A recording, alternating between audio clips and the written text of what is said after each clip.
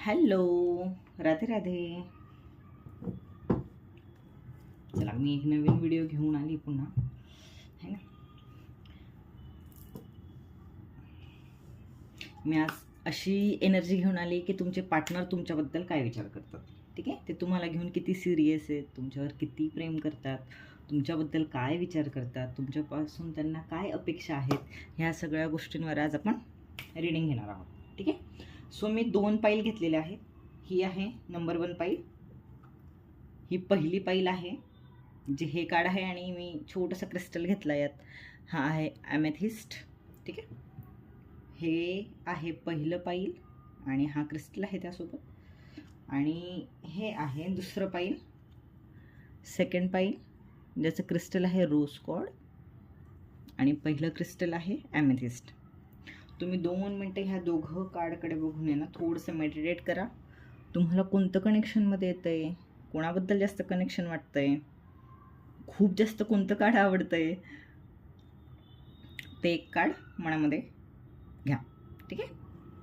कार्ड्सवर नाही तुम्हाला इंट्युशन येत चांगलं तर तुम्ही क्रिस्टल घेऊ शकता. कोणतं क्रिस्टल आवडतं आहे तुम्हाला? हे ॲमेथिस्ट आहे आणि हे रोज कॉर्ड आहे. ठीक आहे.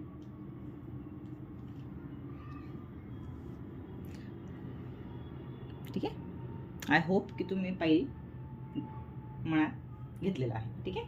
स्वतः आपण हे पाईल साईडला ठेवूयात आणि ह्या पाईलबद्दल रीडिंग युनिवर्सला विचारूयात. ठीक आहे. हां, क्रिस्टल आणि कार्ड. ओके, हे कार्ड मी असं ठेवते जेणेकरून तुम्हाला दिसेल.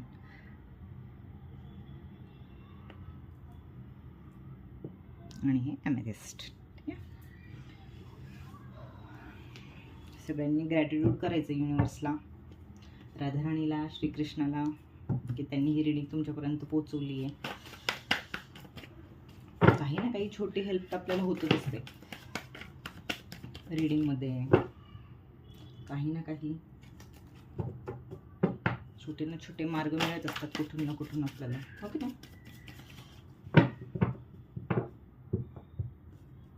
सो खूप सारं ग्रॅटिट्यूड दाखवा.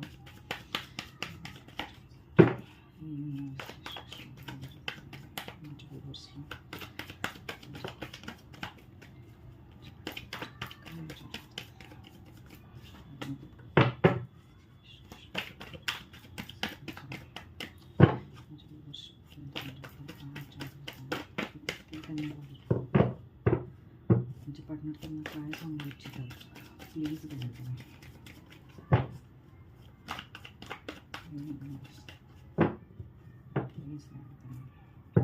ही टाइमलेस रीडिंग आहे. ही रीडिंग जेव्हाही तुमच्यापर्यंत पोहोचेल, ही रीडिंग तेव्हा तुम्हाला रेझोनेट होईल. ठीक आहे.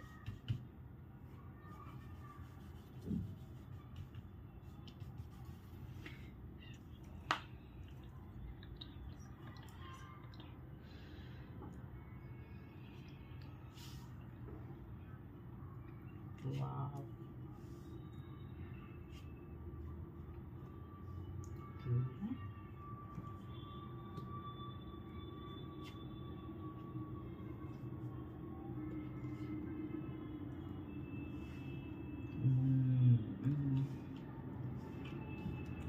ना 8 कार्ड देऊया, थोडं क्लिअरन्स जास्त मिळेल आपल्याला.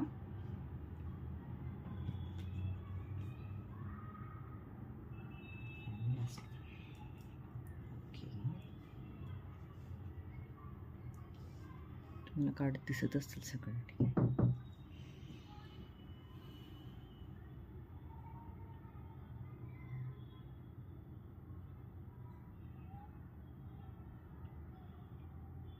मला नाही ते थोडं मेल कनेक्शन थोडं जास्त वाटतंय, की जे व्ह्यूअर्स आहे ना ते जास्त करून मेल असतील.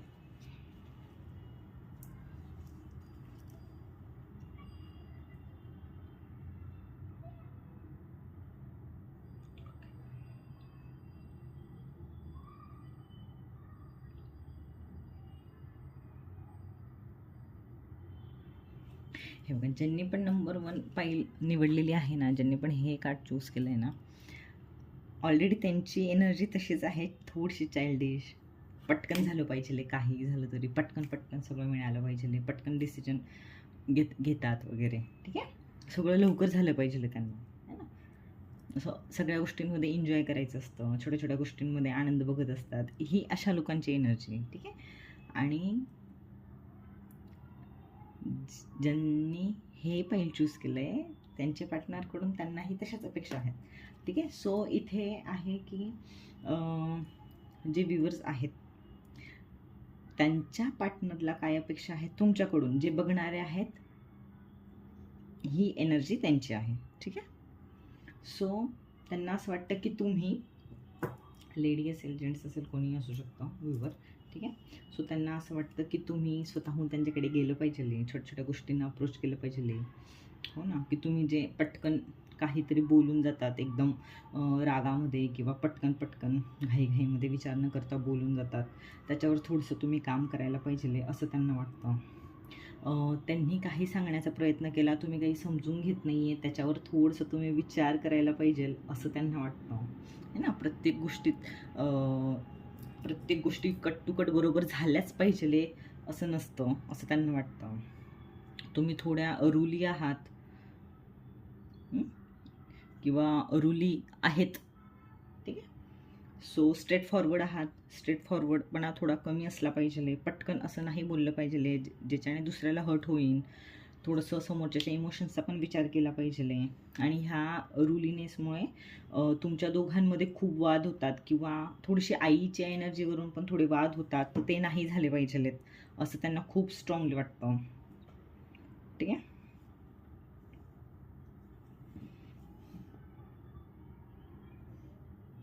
थोडंसं काहीही तुम्ही डिसिजन घेतायत तर त्यांना असं वाटतं की तुम्ही त्यांना विचारलं पाहिजे, काहीही तू कोणतीही एक गोष्ट करते किंवा करतोयस तर त्याआधी तू एकदा मला विचार किंवा माझ्याशी डिस्कशन कर, त्या गोष्टींवर चर्चा कर, त्याच्यानंतर आपण करूयात काय करायचं आहे ते. छोट्या छोट्या गोष्टींमध्येही त्यांना असं वाटतं की हिने माझ्याबरोबर किंवा याने माझ्याबरोबर डिस्कशन केलं पाहिजे या गोष्टींना घेऊन, ठीक आहे.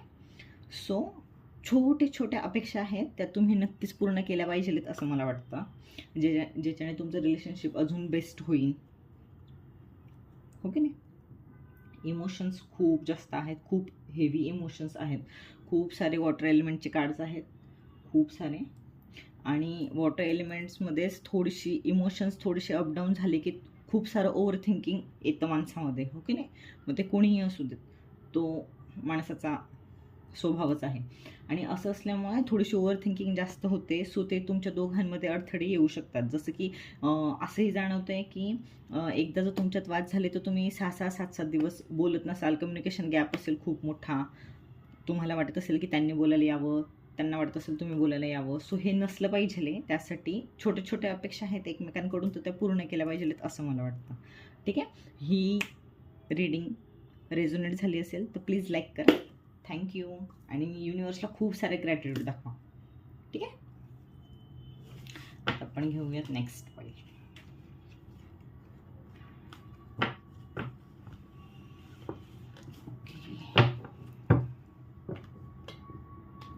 आता नेक्स्ट पाईल ज्यांनी द एम्प्रेस चूज केलं होतं, ज्यांनी नेक्स्ट पाईल हे चूज केलं होतं त्यांची ही रीडिंग येणार आहे आता.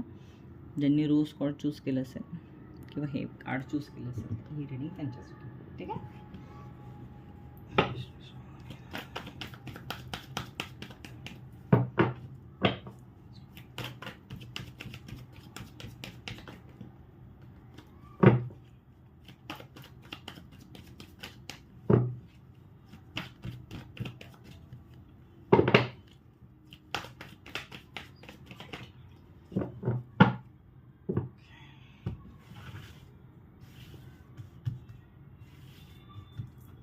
पाईल नंबर 2 साठी रीडिंग.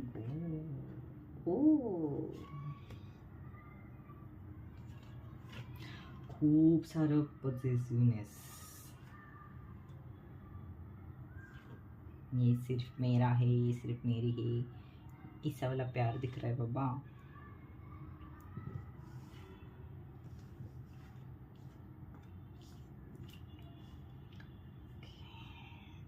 ओके एक लास्ट कार्ड. हां,